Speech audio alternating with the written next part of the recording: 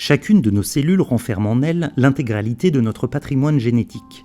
Il se présente sous la forme d'un double brin d'ADN fait d'une succession de 4 bases azotées, autant de lettres qui constituent l'alphabet du code génétique. Sur cet ADN se trouvent de nombreux gènes. Ils sont séparés par des fragments d'ADN satellites composés de séquences très répétitives. Or, le nombre de répétitions de ces séquences varie grandement d'un individu à l'autre. Ce sont donc elles qui vont permettre de différencier deux individus grâce à leur patrimoine génétique. Pour ce faire, l'ADN collecté sur une scène de crime, par exemple, est préalablement amplifié et découpé par des enzymes de restriction. Cette opération permet d'isoler des portions d'ADN satellites. Cet ADN est déposé au sommet d'un bloc de gel d'agarose que l'on soumet ensuite à un champ électrique.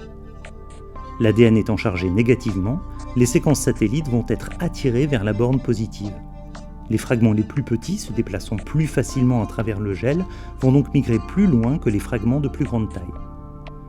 Les bandes qui se dessinent alors caractérisent le profil génétique d'un individu. Dans les faits, la police scientifique travaille non pas sur 3 mais sur une quinzaine de ces séquences d'ADN répétitifs, ce qui permet d'établir un profil génétique avec une certitude quasi absolue. Il suffit ensuite de comparer l'ADN retrouvé sur les lieux d'un crime ou d'un délit et de le comparer avec celui des suspects.